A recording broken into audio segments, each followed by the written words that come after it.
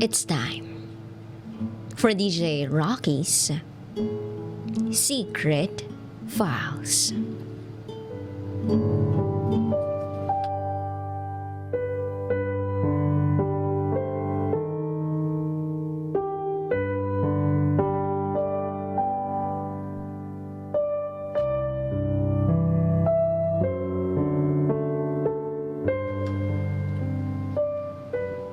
Sana si Papa na lang ang nawala.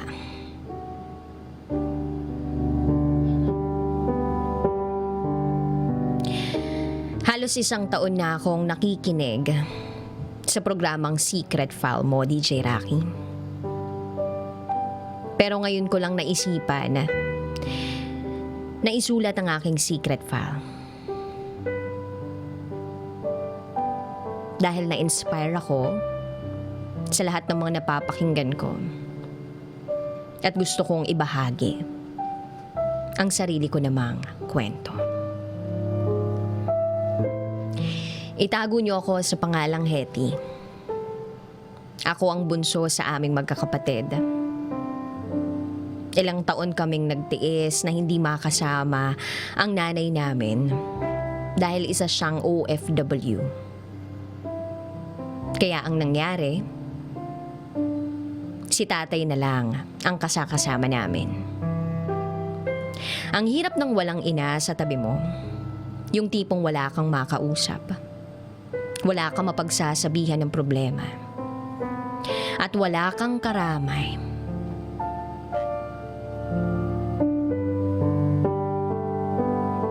At ang nakakalungkot pa dito, walang trabaho ang tatay namin. Nakakainis din dahil lagi siyang umuuwi ng lasing. At kung minsan pa, ay pinapagalitan kaming magkakapatid.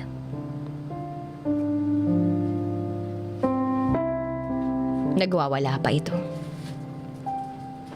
Isang gabi, tulog na kaming magkakapatid nang may malakas na kumakatok sa aming pintuan. Mga ilang segundo lamang, biglang may bumato sa pintuan namin. Hindi na kami nagulat at nabalot na lang kami ng kaba dahil alam naming magkakapatid kung sino yun. At yun ay ang tatay namin. Nagsisisigaw ito sa labas ng bahay namin. At ang sabi, buksan daw namin ang pintuan. At nung binuksan na namin ang pintuan, bigla niya kaming sinigawan. At parang gusto niya kaming saktan ng gabing iyon.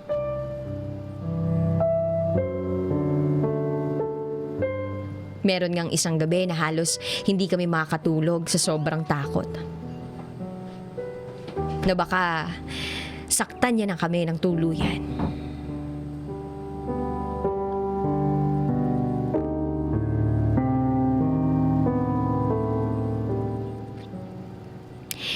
Lumipas pa ang ilang mga araw. May pagkakataon na bigla na lamang siyang nagsisigaw at hinahanap niya yung isang kapatid namin. Itago niyo na lang siya sa pangalang Mark. Hinahanap niya ito. At nang lumabas na yung kapatid ko, nagulat kami dahil bigla na lamang niyang hinablot yung damit ng kapatid ko at kinwelyuhan. Pinagsisigawan ng mga oras na yun. Iyak lang kami ng iyak nun.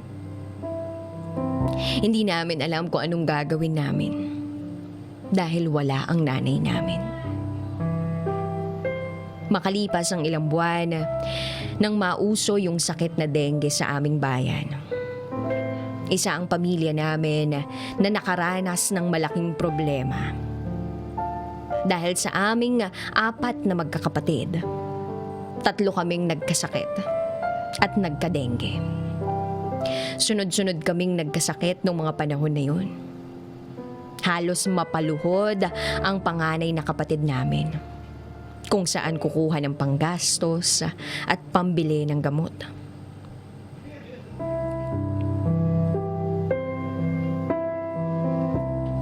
Sa oras din na yun, malubha na rin yung nararanasan niyang sakit. Pero hindi siya nagpa-ospital. Bakit? Dahil ang sabi ng aming panganay, mas uunahin niya kami kaysa sa sarili niya. Laking pasasalamat namin nung panahon na yun dahil andyan din yung mga kamag-anak namin na tumutulong sa amin.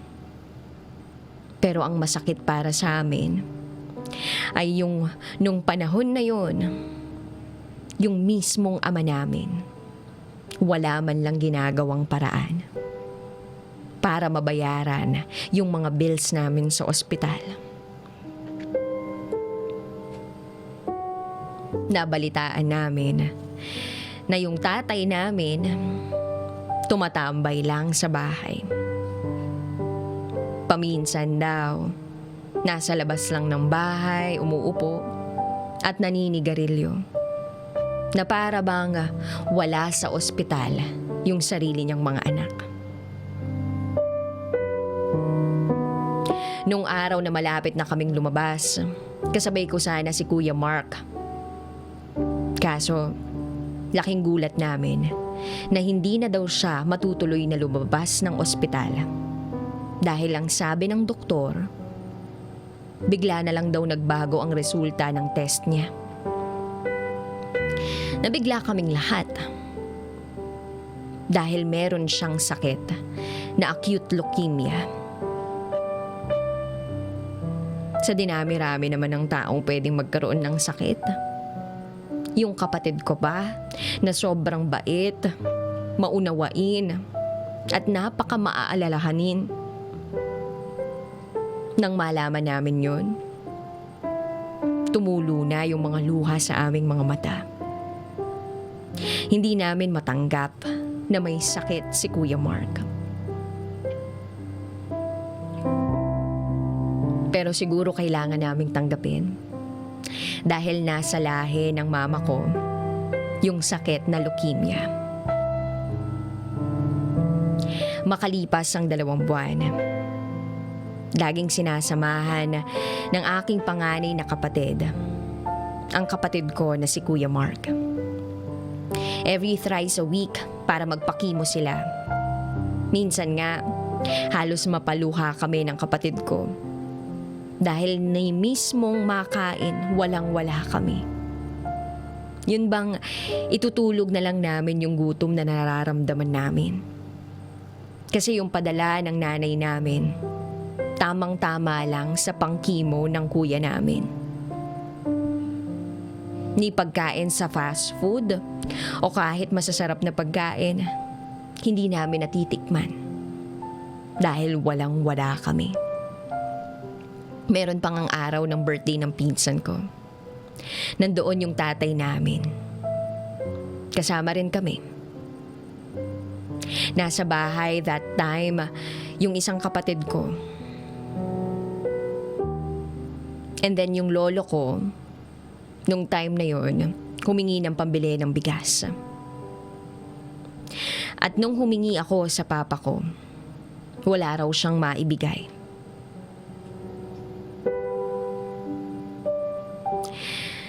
Pero mapilit ako. Hiningan ko siya ng hiningan ng pambili ng bigas. Pero bigla na lang niya akong pinagalitan. Dahil wala raw siyang pera. Pero sa isip-isip ko, paanong wala siyang pera? Nagagawa niya ngang uminom. Sinabi ko yun sa kanya. Paano pong wala kayong pera, nagagawa niyo nga pong uminom? Pagkasabi ko noon, nagalit ang tatay namin. Bigla niya akong sinigawan at sinabing, buhangin na lang ang isaing ninyo. Hindi ko lubos maisip na masasabi yon ng sarili naming tatay. Biruin mo yon. Gutom na kami. Tapos sasabihin ng sarili naming ama na buhangin na lang yung isaing namin. Kaya simula nung araw na yon, hindi na kami humingi ng pambili sa kanya.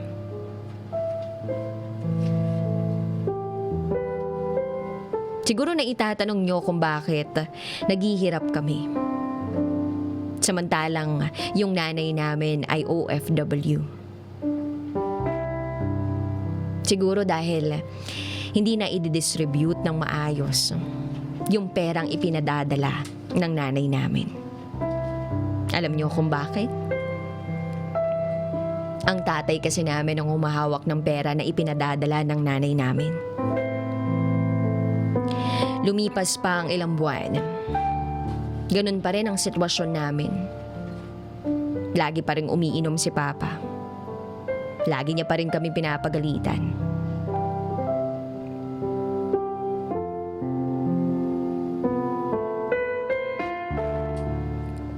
Tapos isang gabi, nagsimula na naman ang kalbaryo namin. Hinang-hina yung kuya kong may sakit dahil kagagaling niya lang sa chemo niya.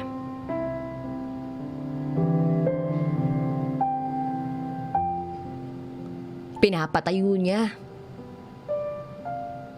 yung kuya naming may sakit. Oo.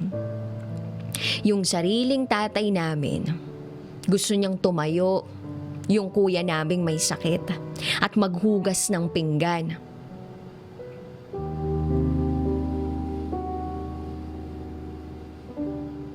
Lasing siya noon. Inuutusan niya kaming lahat. At pag hindi kami sumunod, malalatayan kami sa kanya. Minsan pa nga matutulog na sana kami ng mga kapatid ko. Pero mauudlot ang pagtulog namin. Dahil darating na naman siyang lasing. Uutusan na naman kami lahat.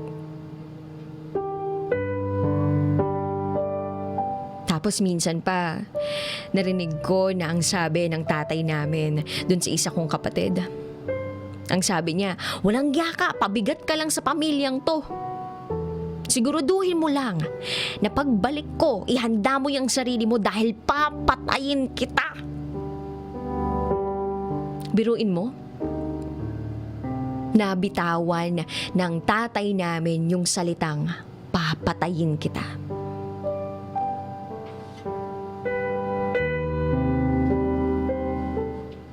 Pero lumipas naman ang isang taon.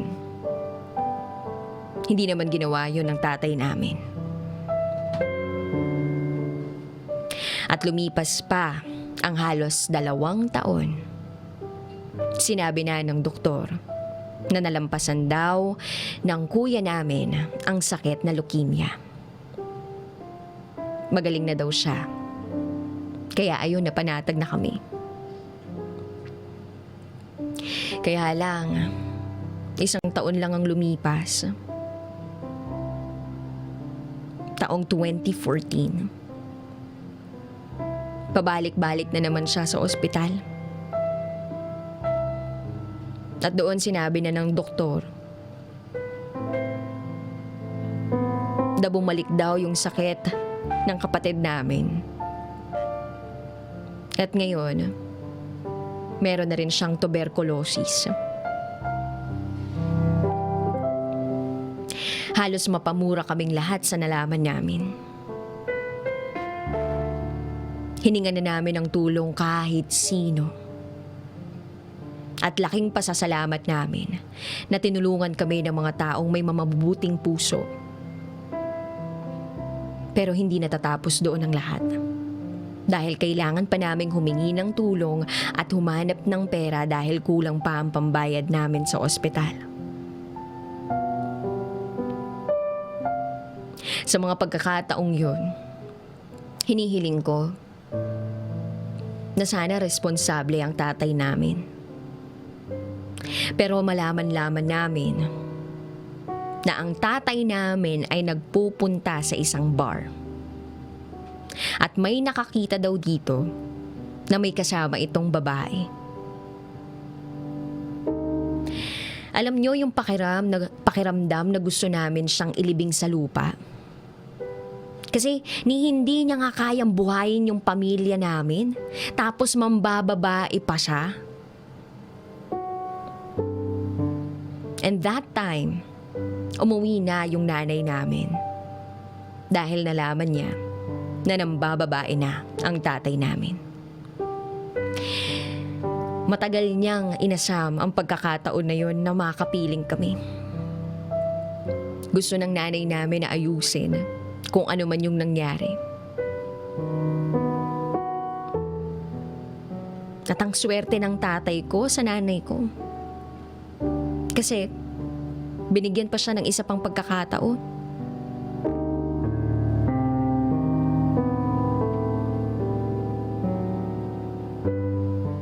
Meron ding isang gabi na tumawag yung isa kong kapatid.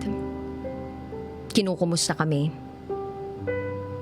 Kasi hindi kami nakakapunta dahil ni pamasahe walang-wala kami. Nung marinig ko yung boses niya, halos maiyak ako dahil hinang-hina siya nung mga panahon na yun. Ilang araw na lang daw ay pwede na raw siyang lumabas.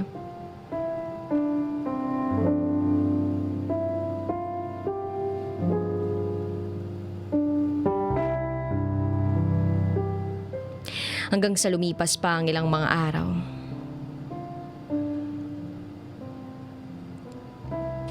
Tuluyan na siyang nanghina. Akala namin gagaling na siya. Ibinigay namin lahat ng atensyon sa kapatid naming may sakit.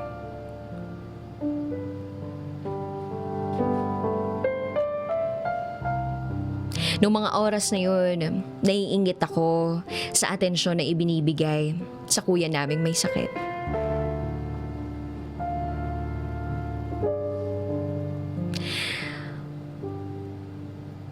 Makalipas pa ang ilang mga araw, bigla na itong nanghina. Hindi na daw ito maigalaw yung paa niya. Masakit daw yung nararamdaman niya doon sa katawan niya. Hindi namin alam kung anong gagawin namin. Hanggang sa naidala na namin siya sa ospital. Ilang oras pa, inuwi namin siya din agad sa aming bahay. Pero meron nang nakakabit sa kanyang kamay. Yun ay dextrose. At ilang minuto pa, tinawag niya kami, pati yung mga pinsan namin. At nung mga oras na yun ay nagkukwento siya tungkol sa mga kalokohang ginawa niya nung high school siya.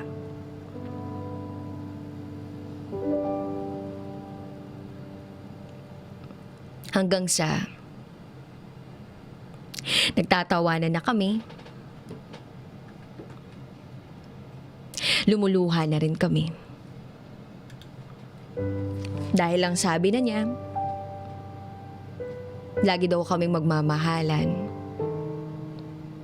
kahit na anong mangyari.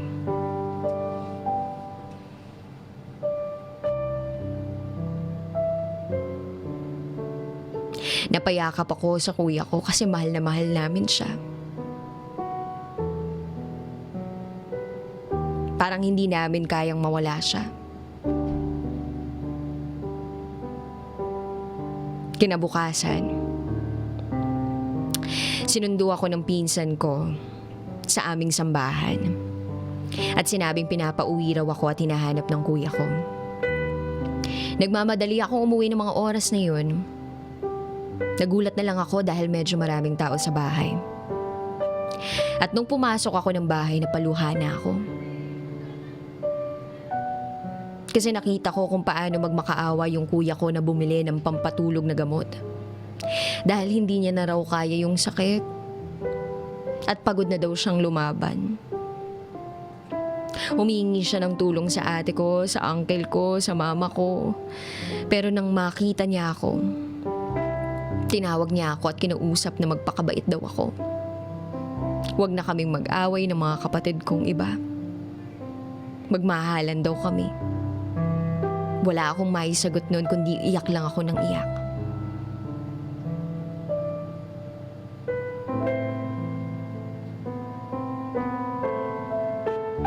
Hanggang sa lumipas ang ilang oras, akala namin matutulog na lang siya. Kinabukasan, wala na siyang buhay. Nagulat ang lahat dahil si Mama ang unang nakakita sa kanya.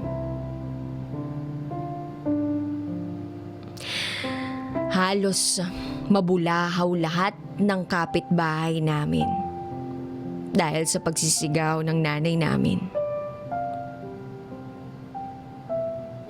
At yun yung huling oras na nakasama namin ang kuya namin.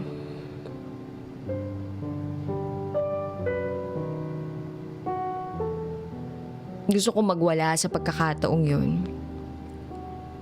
Parang kalahati ng buhay namin kinuha. Maglilimang taon na ang lumipas pero hanggang ngayon, nandito pa rin yung sakit. Dala-dala pa rin namin yung sakit. At minsan pinapanood namin yung tribute mo. Kasi kahit papaano, yung lungkot at sakit na nararanasan namin ay nababawasan. Masakit para kay Mama dahil naglibing siya ng sarili niyang anak. Dahil nung mamatay si Kuya, halos wala siyang kibuhat. Iyak lang siya ng iyak. Nakatulala lang siya. Ang sabi naman namin sa kanya, nandito lang kami para sa kanya.